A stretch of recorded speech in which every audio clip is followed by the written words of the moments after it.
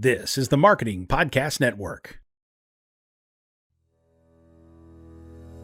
Welcome to Uncorking a Story, the podcast that introduces you to the rich world of storytellers who share their personal journeys, creative processes, and the stories behind their stories, one conversation at a time. I'm your host, Mike Carlin, and I'm thrilled to be part of your writing journey.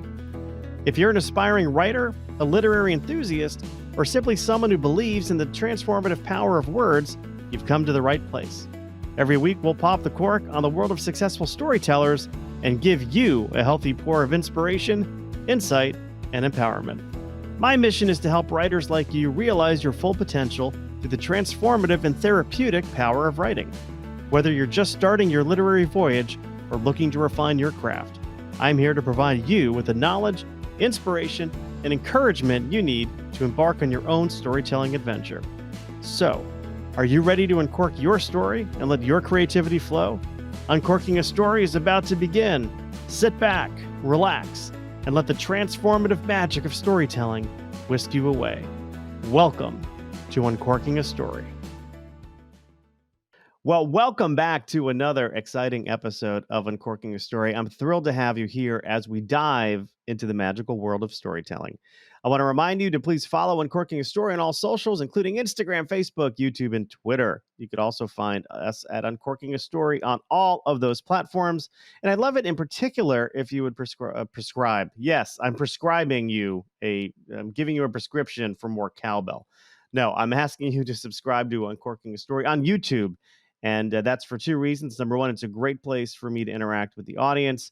I love reading your comments. I love having a little back and forth. It really is one of the better platforms for engaging with the audience, but also it helps me monetize the show. I'm going to be upfront and straightforward about that. It does help me put a little wind in the sails of my own pirate ship. So I do appreciate that. If you would please go onto YouTube and subscribe at Uncorking a Story on all those social media platforms. Also, please subscribe, rate, and review Uncorking a Story wherever you get your podcast if you haven't done so yet, because that really does help too, getting more people exposed to Uncorking a Story. So, all right, in today's episode, I had the pleasure of sitting down with the talented author, Lynne Golodner. Lynne is the author of 8 books and thousands of articles, as well as a marketing entrepreneur, a writing coach, and the host of the Make Meaning podcast. She joined me today on Uncorking a Story to talk about her first novel, Women of Valor. She's written a lot, nonfiction, but this is her first novel. Of course, it's not the first thing she's written. I'm going to talk about that more in a moment. We did talk about her writing journey. We talked about her career as a writer.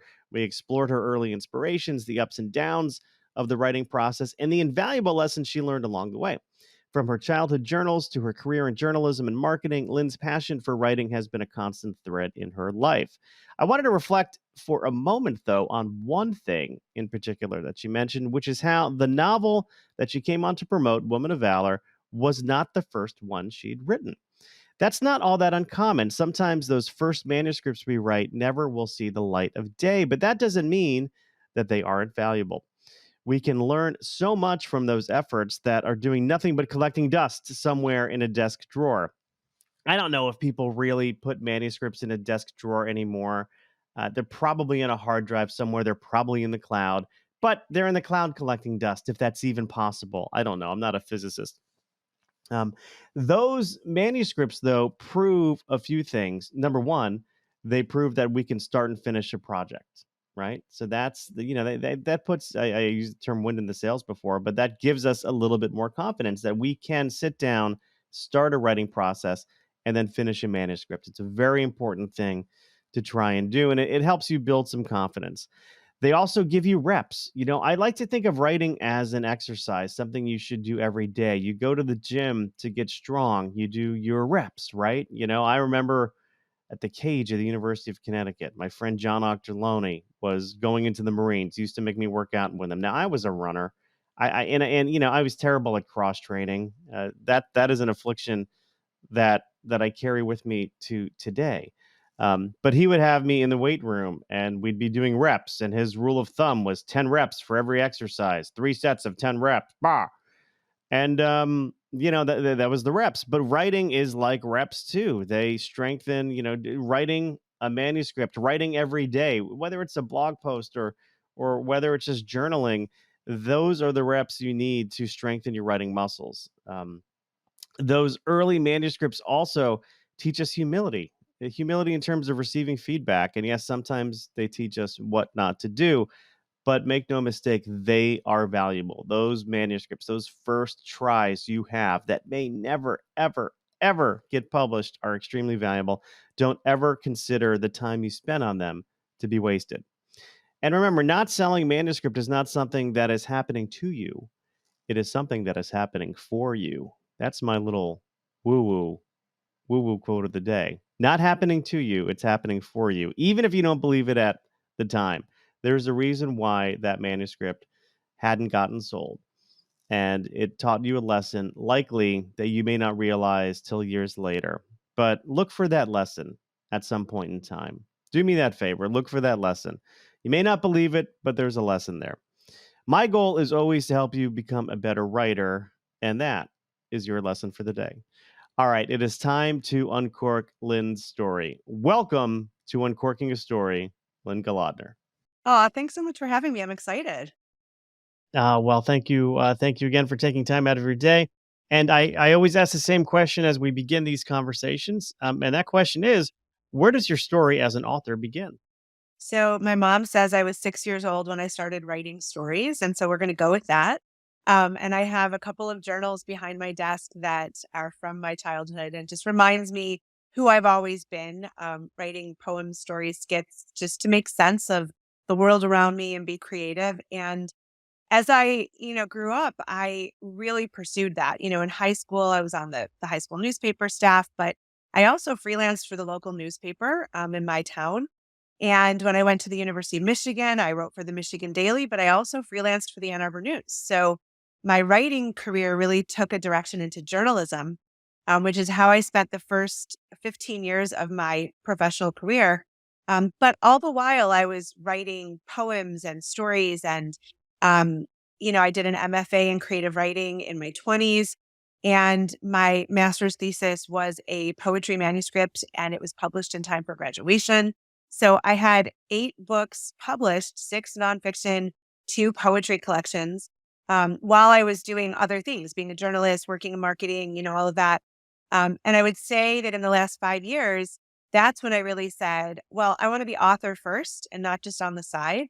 And so I strategically flipped things in my career so that I could do that. And that led to my first novel. So that's the short story, but it's a lot of years.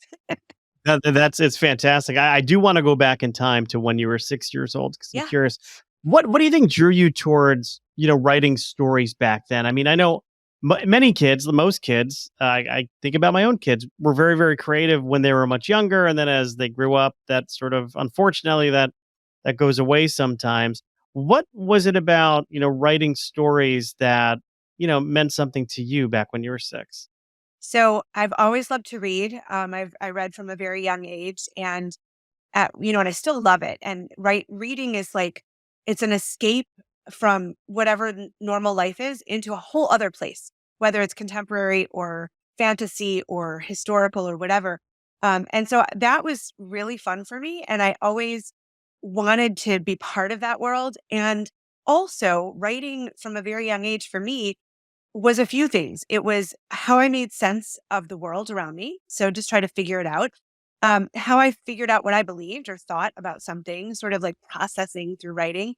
And it was also how I could give to others. I remember, I think I was 9 when a neighbor child actually passed away. It was a horrible trauma. It was an accident. It wasn't an illness. And it was devastating. It was the first person I'd ever known who had died. And I went to the funeral, which in Jewish circles, you don't take kids to funerals, but I really wanted to go. And and then for 7 days after, we sit Shiva, people pay visits to the people who are mourning. And this was 4 houses down from me. And the boy was 2 years older than I was. And I went with my parents to visit his parents. And I remember feeling like just all the people there and all the questions and everything. I went home and I wrote like a newsletter. I don't even remember what was in the newsletter, but I wrote all these things because I thought that was how I could comfort his parents. And I took it back over there. And I don't know what was in it. I don't know what they thought of it, but it was the only thing I knew how to do to offer something that I thought could be of value and help them in some way. And so it really has been the way that I've given to people or tried to help them as well. Yeah. I love that's a beautiful story, and I thank you for sharing it. And it brings me to this place of where writing can be part of a healing process. Yeah. And yeah, you mentioned, I mean, your words were it's something that helps you make sense of the world. And I'm curious, is that still a belief? Where that writing helps you make sense of the world? Did that end in childhood, or does that still make some sense to you? It still makes a lot of sense and I still do it. So even though I'm focusing on writing novels, I also write creative nonfiction essays and they get published all over the place in literary journals and magazines and newspapers. And when there are some big catastrophic world events that I am trying to process, even as an adult in midlife, I will start to write because I want to just try to ask questions and try to find my answers for it. And so sometimes I've just whipped those off and then sent them to the local newspaper as an op-ed and they get published because I'm asking important questions and I'm finding some answers for me. But if I'm asking questions, other people might be too. And so the way I think it through could be maybe a help for them or, start a conversation. And so, yes, absolutely. That is exactly how I make sense of things today too. Yeah, I love the notion of writing op-eds for the local newspaper. I think our local newspapers are so important to our communities, and I know so many of them are struggling. But that's something I've done a lot too. Is Yeah. written, just come up with some kind of thought piece, sent it to. In my case, it's the Stanford Advocate, Okay. and there is something so cool also, and this is my ego talking about, having like a physical newspaper and then seeing your name in print. Like Yeah. to me, that's a cool thing. Yeah, and I teach a lot of authors how to form their author brand and how to market themselves. And it's not just when you have a book, it's all the time. How should people know how to relate to you and what to expect from you? And so writing op-eds, yes, I'm doing it to make sense of big events or my thoughts, but it also is a way that I can be a voice, a leadership voice, just like you said. And hopefully that's in keeping with my author brand. And so it can be strategic. It can also be emotional. In Detroit, we still have two daily newspapers, the Detroit News and the Detroit Free Press. One is conservative, one is liberal. So depending on what I think about something, I'll go to one or the other, depending on who the sympathetic audience is. But but there's a lot of conversation and the fact that we have two shows that we're constantly like going through topics and trying to figure out stances and you want to be part of that too. Yeah, yeah. Well, let's shift and talk about Woman of Valor. What can you share with us about your piece of fiction? So it's the second novel I've written, but the first one to be published. I started writing it in 2011. I wrote 60 pages and sort of stalled. But I was busy raising kids and I have a marketing company and that was really keeping me busy. But I think the biggest thing was that I needed to develop more as a writer to write a full novel and understand where the story was going to go. And I'm really pleased with how it turned out. I came back to it 10 years later in 2021 and I read the 60 pages and I thought there was a nice nugget of a story, but I didn't really like how I had treated it back then. And so I just basically started from square one. And it's a book about a young woman who's in Chicago in her 20s and she stumbles upon the Orthodox community in Judaism. She was raised pretty much not any religion, although her mother was Jewish. So technically she was Jewish, but she really didn't know anything about it or have any identity. And she loved the community. And so she became Orthodox. And she finds a great husband, has three kids, everything's groovy, everything's lovely, and she loves her life. And when she's been married about, 8, 10 years, one of her kids is abused at his school. And she and her husband are both devastated, but they respond differently based on what they think they should do in terms of action. And so that causes a rift in their marriage for the first time ever. At the same time, her ex-boyfriend shows up online and says, I never should have let you go, etc. So she's really pulled in all these directions and she has to ask herself questions about, is this the community I thought it was? Is this the identity I wanted to really call my own? And what is she going to do? So I'm not going to do any spoilers here, but that's where we take it. And what I loved about this and what I was trying to do is I wanted to show a choice that is not the common choice. Most people in their 20s are not choosing to become religious in a very strict community. And I wanted to show this as a valid choice and as something that she loved and found a lot of meaning in. But then when she was challenged, how could she reconcile that? And I will say, I spent 10 years as an Orthodox Jew. I'm not anymore. I'm still Jewish and I love it, but I deliberately wanted to show a positive side of that community, even though I had chosen to leave it. Um, because I think there's enough negative stories about religion out there, and I don't think I needed to add to it. And I wanted to show something different where there was joy in it and a positive choice and all that. So that's what Woman of Valor is about. That's fantastic. I love this notion of almost taking a countercultural narrative and putting it together because you're right. I mean, you hear most about people leaving religions Yeah. or, doing the spiritual, not religious thing, and everyone's got their own path that they follow. Mhm. But to focus your time and energy on a story that actually has somebody coming into a religion and you're right, you're not talking about Reform Judaism here. You're, Right. this is there's a lot of do's and don'ts going on in the Orthodox community. Yes, that is absolutely true. I know from experience. And I will say that, this character, Sally, is more religious than I ever was. Even though I was Orthodox, there's lots of different ways to do it. And one thing I'm really loving about the feedback from readers is that tons of people who aren't Jewish at all are loving the book and finding it fascinating and learning about a community that they've never experienced or might never experience. And that was my intention. I was hoping that this didn't just have a Jewish audience, but that just like I'll read a book about a culture or a place that I've never been to or been part of, and I'm fascinated learning all about the culture and the rituals and the traditions and stuff. That's what I was hoping for from this book, and I think it's working. So, maybe your listeners will have to tell me if it is. Yeah, no, that's wonderful. It's a beautiful intent and a great gift to the world. I want to go back to something you mentioned in terms of the genesis of this book, Yeah. which was, starting it 10 years ago, putting it down, you've got 60 pages. And then, you in 2021, you go back to it, you see that there's a nugget there and you pick it up again. And I want to just reflect on, or have you reflect on like what happened in those intervening 10 years. I know you mentioned you were raising kids, but part of me also believes that stories come out when they're meant to come out. Yeah. And maybe 10 years ago it just wasn't the right time for this story to come out, but I'm curious as to what your take is on that. So, I divorced my first husband in 2008, and I left Orthodoxy at that time as well. And I started writing this in 2011. So I was newly remarried, um, and think I was probably still a little too close to all of those experiences. And so the first iteration of this book, my main character was super whiny and complaining and lamenting her life. And I got to it in 2021. And so I think I put it down because I didn't know where to take it, but I also was like, oh my God, this is way too familiar. And that's not to say that I was whiny and complaining about my former life. I actually loved a lot of it. But I just felt like that's a lot of the books that I was reading.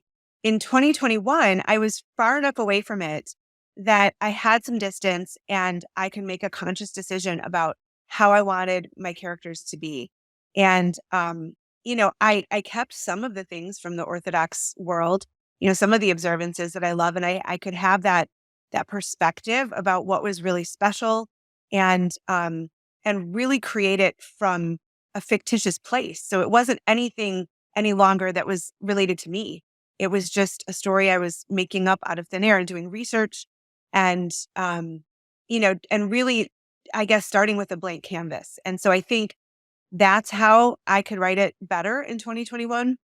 But I will say also that writing Woman of Valor, I learned as an author to sharpen my storytelling skills. So I think I think it's beautifully written, but I didn't plan it out. And so I was writing by the seat of my pants, and that was really stressful. And I remember I had like the manuscript document open, and then I had another document next to it where I was like trying to keep track of the names and the relationships and stuff. And I was like, this is no way to write a book. It's like, sort of like taping it all together. So in the interim, I really dedicated myself to learning more strategic ways to plot out novels. So like my next novel is almost ready for publication. I just finished the last revision and now it's with a few readers. And I spent a full month plotting this novel, the second novel, out before I even started writing. And I feel like it started at a much better place. So writing Woman of Valor and going through all of that really taught me how to be more successful writing a novel, which I didn't know in 2011. And I frankly didn't even know it in 2021 either. And another thing you mentioned was that this was not the first novel you've written, but the first one that's been published. What's up with that first one? Was that a learning curve situation, or what's going on So with that? in the year 2000, I went to a coffee shop 3 mornings a week for 9 months, and I wrote a novel, also by the seat of my pants. And it was an ambitious story. There were 3 main characters, and I think it's decent. I don't think it's very good, but it's like fine. And I wrote it. I was super excited, thought it was like the best thing ever. Sent it to 5 writer friends and said, what can I do better? And they sent a lot of critical feedback, like a lot. And I sort of hung my head and put the book in a drawer and left it there for 5 years. And in 2005, I took it back out, did a whole revision, sent it back to them saying, now it's perfect. And they said, well, not quite. And so I put it back in the drawer and it's been there ever since. So I did consider, after I finished Woman of Valor, should I go back to that one and work with it? Um, and I don't know, I could, but I also feel like um, there's just too much I think I would need to learn. So that book takes place, there's these 3 characters from the US who end up moving to Israel, and they're young women. And I've never lived in Israel. And so I do feel like if I were to write that book and do it well, I would need to go and know street names and the culture and whatever. And that seemed really daunting. And so I think it's sort of still there. I'm not trashing it, but I don't know if it'll ever see the light of day. So many of us, and I'd be curious as to your take on this as a writing coach, coaching, other aspiring authors. You write that first novel or maybe even that second novel, and sometimes they go nowhere, and sometimes they go nowhere for a good reason because you're still working it out. Yeah. And maybe you'll go back to it later on. Just like you went back to this one 10 years after, but sometimes like the best thing that those early manuscripts gave you was to learn what not to do Yeah. sometimes. Well, I will say that first novel definitely has some corniness to it. And now it's like a historical novel because it's like 23 years old. So I don't even know if a lot of it rings true anymore. I mean, I guess I could write it as a historical novel, but that feels even harder to me. Like I love to read historical fiction, but I don't know that I'm an historical fiction writer. So yes, I think it was really brave to try to write a novel back then. And I'm so glad that I did it. And I feel really good about that. And if it never emerges as an actual book, I think that's okay too. And, I guess I've evolved since then and become a stronger writer, I hope. So I'm curious, when you are sitting down writing and you're sort of in the thick of it, do you feel as if the words come from you or that the words come through you? I think they come through me. I've had experiences with both of those first 2 novels, and even with this third one, that I plotted out so heavily that the characters basically took over and started saying, this is where the story needs to go, even with the plotting. So I'm like, oh, that's interesting. And I would just make a note on my outline or my plan for the book. This is where it went, And so I think that it definitely comes through me. Yeah, it's pretty magical. Yeah, I love that notion, and I feel the same way. And sometimes when I'm trying too hard at something, or if I'm just trying to force fit something where the words aren't coming, I know that I'm off somewhere. Yeah. Either I'm not in the right headspace, or it's just not the story's just not working for some reason. But Yeah. when the words do just when you feel like you're in flow or in the zone, as athletes would say, then I think that's like almost a sign that whatever you're working on is worthwhile, or there it's like the universe telling you or showing you Yes. that is something you should be pursuing. Absolutely. I always love it when I go back over what I've written and I'm like, when did I write that? Was that me? And it was like an out of body experience almost. it is like a channeling. And I think that's so cool. And I'll tell you this, every time I reread Woman of Valor, I would end up in tears, like, oh, this is such a good book. And I felt like really happy about that.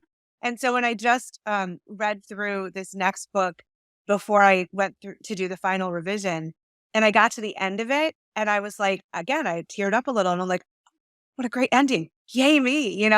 So I love when, yes, I wrote this, but it still surprises me. And it also inspires that emotional reaction. Then I must be doing something right? Yeah, very cool. Yeah, because if you're surprising yourself, that's almost a guarantee that you're going to surprise readers as well. Yeah. Yeah, for sure.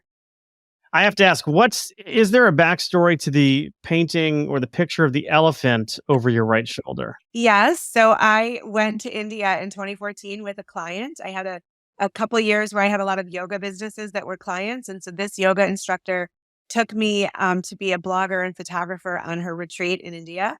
And that is a beautiful handmade tapestry that I bought for like $50. And framing it here in the States with that huge piece of glass was like $600 at the time.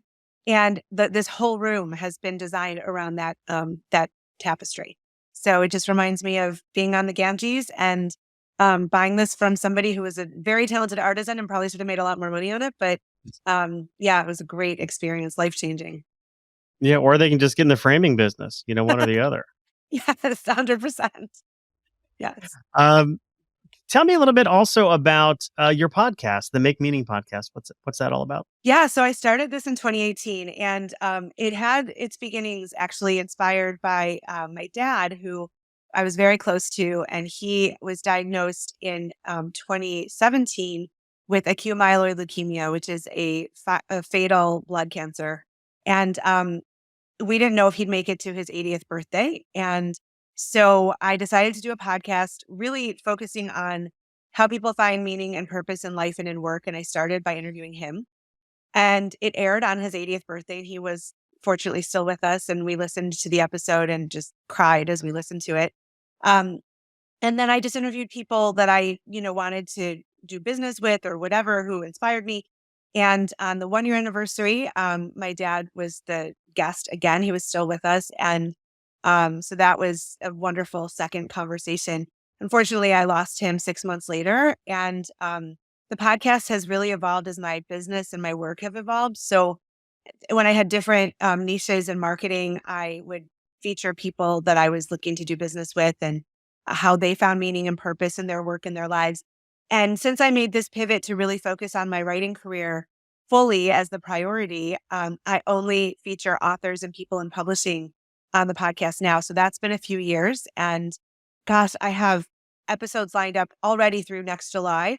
And then I'm going to give myself a little bit of a hiatus and do like 10 episode seasons after that. But it's really cool. And I get to read a lot of books because I'm interviewing the authors, which is really fun.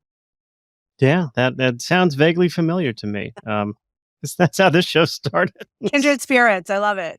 No, I know. I just was interested in having curiosity conversations with people, and then it turned into something else. And I hear what you're saying about having shows lined up. It's I call it a labor of love, but I also feel like it's a masterclass in understanding. Hey, if you want to become a better writer, talk to other writers, and I'm always looking to improve my skill set. So, well, I will tell you that way back, if you want to go to the beginning of our conversation, when I was a kid and I was really curious, that's why I would write. I became a journalist because I was curious, and that's like a legitimate reason that you can be nosy and everything. And I just love interviewing people and finding out their stories. And it's still true in the podcast and in everything I'm writing now, because I just want to talk to people and find out where they get their inspiration, how they do what they do. And it's insatiable. I always want to know. And there's so many people that you can talk to. So it's a great platform for that. Yeah, absolutely. Well, I always like to wrap up with a couple of fun questions around pop culture. Oh, no. And I know, but this is a little curveball here. So the first one is always, what were some of your favorite TV shows as a kid? Oh my gosh, as a kid. Can I say in my 20s? Because I don't remember what shows I loved as a kid. I know you could say your 20s. That's fine. Okay, fine. I'm almost 50, so kind of your 20s is like being a kid to me. So I did really love Friends, even though I think it's a terrible show. But I could probably recite every single episode. I watched it way too much. Um, so I would say Friends. I do think if I want to go back to my childhood in the 70s, there was like a Saturday night lineup. So it was Dance Fever and then the Muppets. And then we had Love Boat and then Fantasy Island, which I think I always watched alone because my sister and brother were usually in bed and my parents were out and the whole house was scary because of Fantasy Island. So I just remember that. But I will say I love TV and I actually learn a lot from my writing from watching TV and how they construct the stories. So yeah, that's how I unwind now. I mean, Love Boat is not a wrong answer. Not that there's any wrong answer to this question, but Love Boat, it was such a kitschy Yeah. show. I mean, I still watch it. If it's on Get TV or whatever is the sort of the retro channel is Yeah. that plays Columbo. They also have Love Boat, Yep. and man, I just love and Fantasy Island too. I mean, that was with Mr. Rourke, but they rebooted Fantasy Island a couple of years ago, and the new one's actually pretty good too. Is it? Okay. Just saying, yes, I'll yeah, have to very check it good. out. And it's Mr. Rourke's niece has Oh. taken over the island. Yes, I'm going to check it out. Thank you. yeah, no, it's very good. What about music? What did you like listening to when you were younger? I was all about 80s pop. And I had a coworker when I was in my first job who said, you don't like anything until it goes platinum. And he was probably right. I was not like an early adopter, but I loved things like Depeche Mode and I'm trying to think what some of the names are. I can hear them all and I still will play 80s playlists, the pop playlist. Especially when we have family game nights and my kids just roll their eyes and say, sure, mom, you can put on the 80s, but they don't love it, but I do. So that music is just the best. I agree. I love 80s music. 80s on 8 on Yeah. Sirius XM is a go-to. I also love 70s on 7 because Yeah. for some reason, I mean, I grew up loving heavy metal music, Oh, yeah. Iron Maiden, Judas Priest, Anthrax. Now I find myself listening to like 70s soft pop, in the car. And I'm like, what the hell has happened to me? I don't know. I don't even know who I am anymore. Like I look at myself and I'm like, what has happened to you? Like you're listening to like Rupert Holmes and I don't know more than just the Pina Colada song. Yeah. He's got more. He's also actually a very accomplished mystery writer. That's hilarious. Well, there was a radio station in Detroit and when I was growing up called WNIC, Detroit's Nicest Rock. And that was like my mom's favorite. And I think I've become her. But I thought it was the dorkiest thing ever when I was a kid and that was on in the car. And I'm like, come on, but now, yeah, that's my go-to. So, we're in the nice rock era, I guess. That's right. Nice rock. And what have you learned about yourself, kind of writing this piece of fiction, kind of coming back to it after 10 years? What are some big insights you've had into yourself after going through this process? Well, I've learned that I actually can be patient. I'm usually not, and it's nice to know that I can do that in my old age. I also I really do like my writing style, and I've come to accept it. And I like to pay attention at the sentence level so that it's really beautiful writing and not just a functional story where things happen. So that's where the patience comes in, is that I'm willing to go back to it again and again to make it exactly, the story that I want it to be with the word choice, the verb choice. I get down and dirty in those details and it just becomes a better book because of it. So I think being patient is really one thing, but I will also say I feel so great that I can write a book and I do them pretty fast. So I may spend more time in the revision, which is typical because writing is 80% revision, but um my plan is to do a book a year for the rest of my life and I'm hitting that goal and that's pretty cool. That's a great goal. I love it. I love it. And last up, if you could write a letter to your younger self and have the younger Lynne read it, what would you tell your younger self? What kind of words of advice would you bestow upon your younger self? I might tell her to try to start out as an author and believe that she could have an author career instead of trying to find ways to get paid to write and then writing creatively on the side. Um, and I look back and I've thought about this a lot. It's a great question. But I wish I'd had the courage to do it. There are all those voices that, oh, you can't make a living at it. You can't earn any money, blah, blah, blah. So I didn't even try. And I just wonder what would have happened if I had tried. I might have taken the same path. or I might be 12 books in by now, and who knows? Yeah. Very cool. Well, Lynne, I am curious to know, where can people learn more about you? Do you have a website? Do you have any social media that you can share with the audience of Uncorking a Story? Of course. So lynnegolodner.com is my writer website. Check me out there. I also am everywhere: Instagram, LinkedIn, Facebook, Twitter, or X. And I'm, you can find me. I'd love to hear from people. Listen to the Make Meaning podcast. It's on all podcast platforms. And there's also a website, makemeaning.org. But go to lynnegolodner.com and you'll find all the things. Oh, and also my Substack. I write a weekly Substack about writing and publishing. It's every Monday, and I make it free, although I love paid subscribers who get book giveaways for paying. So read that too. All right. So the author, of course, is Lynne Golodner, and the book is Woman of Valor. Lynne, thank you so much for stopping by Uncorking a Story and letting me uncork yours. Thank you so much for having me. It's been a pleasure.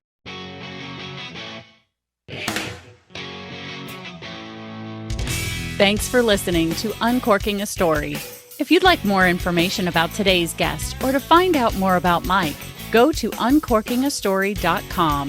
If you enjoyed the show, please subscribe, rate, and review us at Apple Podcasts, Spotify, or wherever you get your podcasts. Tune in every week to hear Mike Carlin uncork a new story.